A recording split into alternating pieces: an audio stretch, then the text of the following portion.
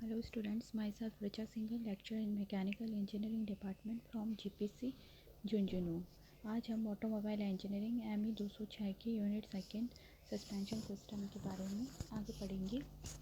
इससे पहले वाले लेक्चर में हमने पढ़ा था कि सस्पेंशन सिस्टम होता क्या है, उसकी नीड क्या है, उसके ऑब्जेक्ट्स क्या हैं और प्रोसेस पढ़ा था। स्प्रंग और अनस्प्रंग वेट के बारे में पढ़ा था। अब हम देखेंगे टाइप्स ऑफ सस्पेंशन। टॉपिक है 2.2। टाइप्स के अंदर हमने देखा बेसिकली ये दो टाइप्स का होता है, स्प्रिंग और डैम्पर। तो हम इस लेक्चर में स्प्रिंग्स को कवर करेंगे।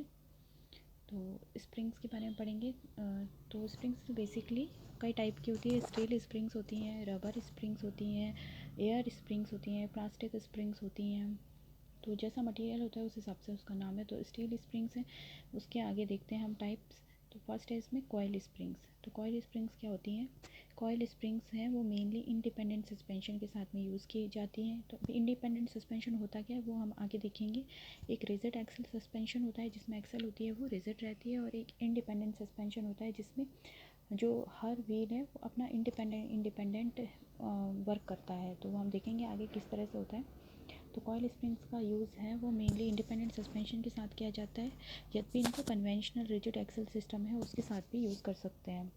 तो दोनों के साथ यूज़ कर सकते हैं बेसिकली, पर जो मेन यूज़ इसमें इंडिपेंडेंट सस्पेंशन के साथ हो रहा है, क्योंकि ये कन्वेंशनल रिजिड एक्सल सस्पेंशन के साथ भी यूज़ की जा सकती है, क्योंकि ये वेल अकोमोडेट होती है रिस्ट्रिक्टेड स्पेस में भी, मतलब कम स्पेस में भी हम इसको आसानी से लगा सकते हैं। तो रिजिड एक्सल सस्पेंशन सिस्टम में भी हम इसको यूज़ कर सकते हैं।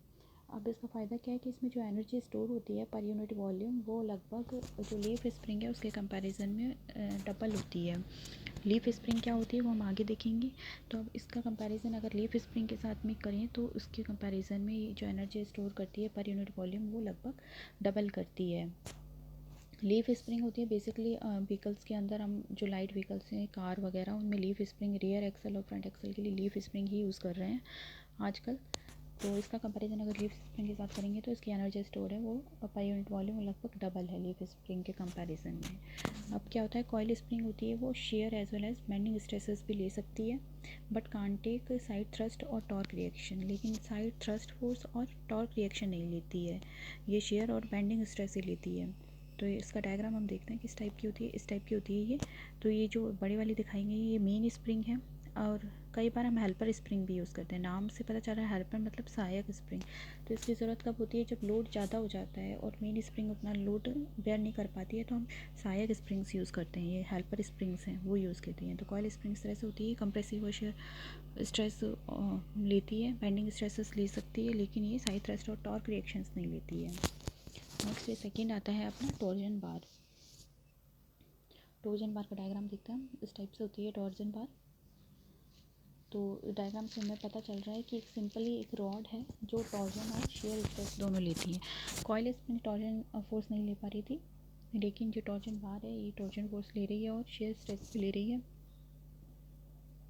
इसमें भी क्या होता है, अगर इसका लीफ स्प्रिंग के कंपैरिजन में हम बात करें तो एनर्जी इसका कंपैरिजन अगर कॉइल स्प्रिंग के साथ करें तो लगभग सेम ये एनर्जी स्टोर करती है per unit weight of material. जितना कॉइल स्प्रिंग एनर्जी स्टोर कर सकती है उतना ही टॉर्जन बार भी स्टोर कर सकती है एनर्जी। इसको भी हम इंडिपेंडेंट सस्पेंशन के साथ में यूज़ कर सकते हैं। तो कॉइल स्प्रिंग और टॉर्जन बार दोनों को हम इंडिपेंडेंट सस्पेंशन के साथ यूज़ करते हैं, और दोनों में जो एनर्जी स्टोर की अमाउंट होती है पर यूनिट वेट वो इक्वल होती है। उसमें पर यूनिट वॉल्यूम था, इसमें पर यूनिट वेट है। ठीक है, अब फिगर के अकॉर्डिंग हम देखते हैं इसका स्ट्रक्चर किस तरह से कि ये टॉर्जन बार है वो एक साइड से वन साइड पे फिक्स है। यहाँ हम देखते हैं फ्रेम के साथ में फिक्स्ड है वन एंड पे। जो लेफ़्ट साइड में देखते हैं हम यहाँ डायग्राम में, फ्रेम के साथ में ये लेफ़्ट साइड में फिक्स हो गई, जबकि अदर एंड है वो फिक्स है व्हील आर्म के एंड से। जो व्हील आर्म है वो सपोर्टेड है बेयरिंग के अंदर। जो टॉर्जन बार का दूसरा सिरा है, एक सिरा तो फ्रेम के साथ में फिक्स है, जबकि दूसरा सिरा है वो व्हील आर्म हम ऊपर डायग्राम में देख रहे हैं उसके एंड के साथ में उसके सिरे से ये फिक्स है, बेयरिंग के अंदर सपोर्ट किया हुआ है इसको। दूसरे सिरे को देख रहे हैं डायग्राम के अंदर। और जो व्हील आर्म का एक सिरा तो इसके टॉर्जन बार के दूसरे सिरे के साथ में कनेक्टेड है, जबकि व्हील आर्म का जो दूसरा सिरा है वो व्हील हब के साथ में कनेक्टेड है। यहाँ व्हील हब स्पेंडल देख रहे हैं हम डायग्राम में, इसके साथ कनेक्टेड है। तो जब व्हील है वो रोड पे व्हीकल चल रहा है और व्हील है वो किसी उतार चढ़ाव में आया, बम्प आया उसके अंदर, तो वाइब्रेट होना स्टार्ट करेगा, अप एंड डाउन स्टार्ट करेगा। तो इस तरह से वो टॉर्क एक्सर्ट करेगा टॉर्शन बार के ऊपर। तो टॉर्शन बार है वो इफेक्ट स्प्रिंग की तरह एक्ट करेगा। ठीक है, ये भी एक तरह से स्प्रिंग की तरह एक्ट करेगा जब जो ये वाइब्रेट करना स्टार्ट करेगा व्हील अप एंड डाउन और टॉर्क एक्सर्ट करेगा, तो टॉर्शन बार भी एज अ स्प्रिंग वर्क करेगा। It is lighter as compare to leaf spring and occupies less space. ये लीफ स्प्रिंग के कंपैरिजन में हल्का होता है और कम जगह घेरता है। अगर लीफ स्प्रिंग के साथ इसका कंपैरिजन करें तो ये हल्का है और जगह कम घेरता है। पर इसके मेन डिसएडवांटेजेस क्या है कि ये ड्राइविंग और ब्रेकिंग थ्रस्ट नहीं ले सकता। यहाँ देखते हैं हम इसके अंदर मेन डिसएडवांटेजेस हो गए कि ये ड्राइविंग और ब्रेकिंग थ्रस्ट नहीं ले सकता। मतलब अचानक से हमने ब्रेक लगाया और उसकी वजह से जो थ्रस्ट प्रोड्यूस हुआ तो ये वो बेयर नहीं कर पाता। और इसमें फ्रिक्शन फोर्स एब्सेंस होता है। अगर फ्रिक्शन फोर्स एब्सेंस है तो डैम्पिंग भी नहीं होगी, क्योंकि डैम्पिंग के लिए में हमें फ्रिक्शन फोर्स की ज़रूरत होती है। डैम्पिंग क्या होती है, जो भी वाइब्रेशंस होते हैं उसको कुछ हद तक रिड्यूस करना, उन वाइब्रेशंस को डैम्प करना, उनको कम करना। लेकिन वो तब होगा जब फ्रिक्शन होगा। जब फ्रिक्शन ही नहीं है तो डैम्पिंग भी नहीं होगी। तो it absence of friction force, so damping doesn't take place, which control vibrations due to rod shocks.